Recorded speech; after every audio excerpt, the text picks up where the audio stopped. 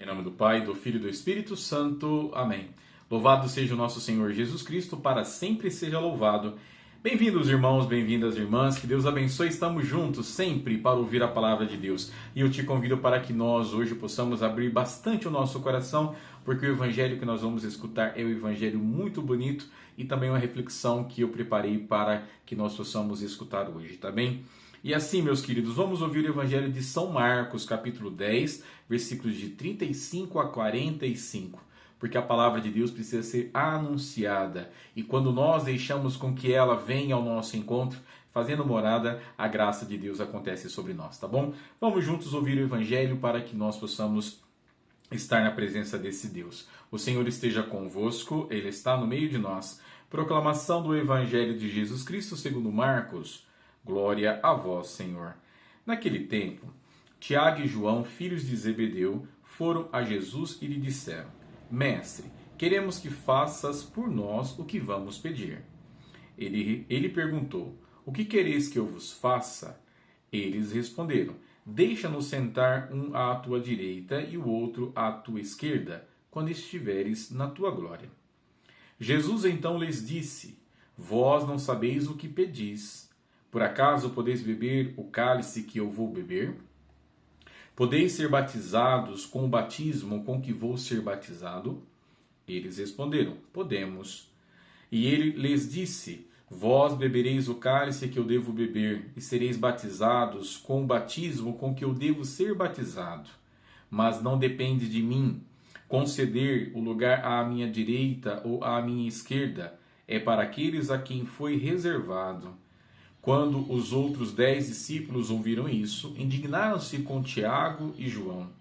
Jesus os chamou e disse: Vós sabeis que os chefes das nações as oprimem e as grandes as tiranizam, mas entre vós não deve ser assim.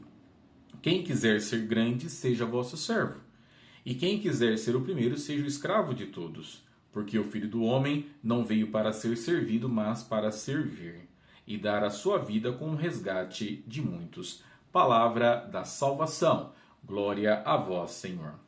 Meus irmãos, acabamos então de escutar a palavra de Deus. Agora eu quero fazer uma reflexão com vocês, que essa reflexão, na verdade, não é minha, mas é do Dom Henrique Soares da Costa. E eu quero ler para vocês porque eu achei extraordinário e eu quero compartilhar. As palavras que ele diz para nós aqui nessa reflexão traz para nós o sentido daquilo que nós escutamos, mas uma prática extraordinária do que é realmente a palavra de Deus. Então vamos lá. Comecemos observando o Evangelho. Notemos como os dois irmãos, Tiago e João, se dirigem a Jesus. Queremos que faças o que vamos pedir. Isto não é modo de pedir nada ao Senhor. Isto não é modo de rezar. Aqui não há humildade, não há abertura para procurar a vontade do Senhor a nosso respeito, mas somente o interesse cego de realizar nossa vontade. Quanto à loucura e presunção, muitas vezes é assim também que rezamos, com esse tom, com essa atitude. Recordemos a palavra do apóstolo: não sabemos o que pedir como convém. Romanos 8, 26. Somos tão frágeis, tão incapazes de compreender os desígnios de Deus, que nossos pedidos muitas vezes não são segundo o coração do Senhor e, portanto, não são para o nosso bem. Como então pedir de acordo com a vontade do Senhor? Escutemos ainda São Paulo. O Espírito socorre a nossa fraqueza. O próprio Espírito intercede por nós com gemidos inefáveis. Romanos 8, 26. Eis. É somente quando nos deixamos guiar pelo Santo Espírito do Cristo que compreendemos as coisas de Deus e pediremos segundo Deus. Nunca compreenderá o desígnio de Deus quem não pede segundo Deus, e nunca pedirá segundo Deus quem não se deixa guiar pelo Espírito de Deus. Aqueles dois não pediam segundo Deus, não suplicavam segundo o reino, mas segundo os seus interesses. Queriam glória, queriam honra, queriam os primeiros lugares, queriam seus interesses de acordo com sua loucura e modo de pensar. A resposta de Jesus demonstra o seu desgosto.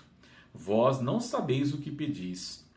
E o Senhor completa com o desafio que é para os dois irmãos e para todos nós, caros irmãos e irmãs. Podeis beber o cálice que eu vou beber? Podeis ser batizados com o batismo com que eu vou ser batizado? De que cálice, de que batismo Jesus está falando? Do seu sofrimento, do seu caminho de dor e humilhação, pelo qual ele entrará no reino e o reino virá a nós.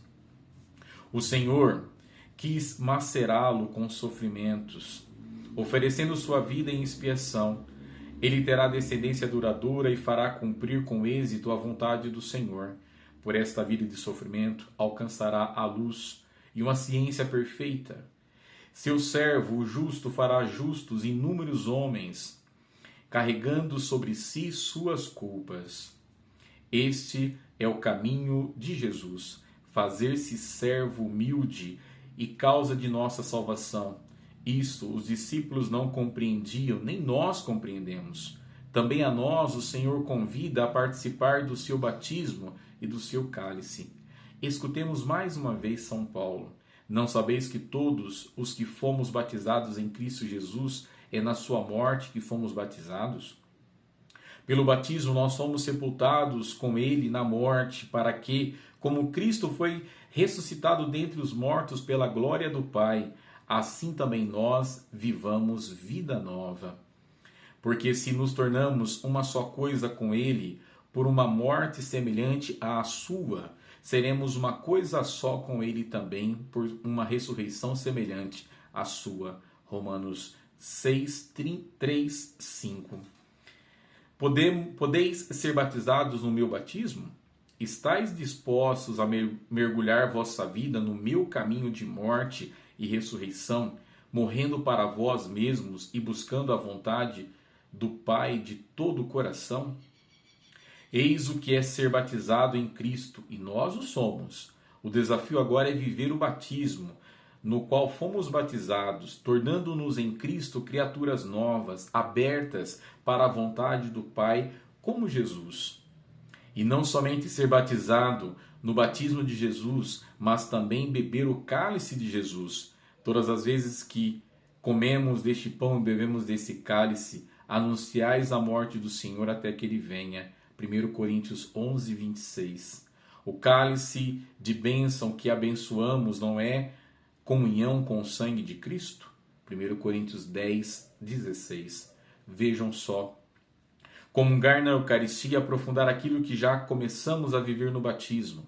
Fazer da vida uma vida em comunhão com o Senhor na sua morte e ressurreição. Não se pode nem sonhar em ser cristão pensando num caminho diferente, no modo diverso de viver. Tiago e João não tinham compreendido isto. Os 12 também não compreendemos. Nós tampouco compreendemos. Observem ainda como os dois irmãos são presunçosos. Quando Jesus pergunta: podeis beber o cálice? Podeis ser batizados? Eles respondem: podemos. Na ânsia pelos primeiros lugares, no desejo de obterem o que pedem, prometem aquilo que somente com a graça de Deus seriam capazes de prometer. A mesma lógica nossa, nosso mesmo procedimento tantas vezes. Como Pedro, que mais tarde dirá: darei a minha vida por ti. João 13, 37. E de modo tão presunçoso quanto o dos dois irmãos, exclamará: ainda que todos se escandalizem, eu não o farei. Marcos 14, 29. Pobre Pedro, pobres Tiago e João, pobres de nós. Sem a graça de Deus em Cristo, que poderemos? Vamos nos escandalizar, vamos fugir da cruz, vamos descrer no Senhor, vamos abandonar o caminho. Como não compreendemos a estrada de Jesus, tudo é graça. Por isso Jesus diz que ainda que eles bebam seu cálice, sejam mergulhados no seu batismo, ainda assim será graça de Deus conceder os primeiros lugares. Não podemos cobrar nada de Deus, é para aqueles a quem foi reservado. Finalmente, a atitude dos outros 12, que também buscavam o primeiro lugar, se revolta contra os dois irmãos. E Jesus chama os 12 e nos chama também a nós, e fala-nos do mundo com seus jogos de poder, sua ganância, sua hipocrisia e sua mentira e nos diz: entre vós não deverá ser assim. Quem quiser ser grande, seja vosso servo. Quem quiser ser o primeiro, seja o escravo de todos. Porque o Filho do Homem não veio para ser servido, mas para servir e dar a sua vida como resgate para muitos. Aqui está o modelo do caminho cristão, o Cristo, totalmente abandonado à vontade do Pai, totalmente disponível, totalmente pobre.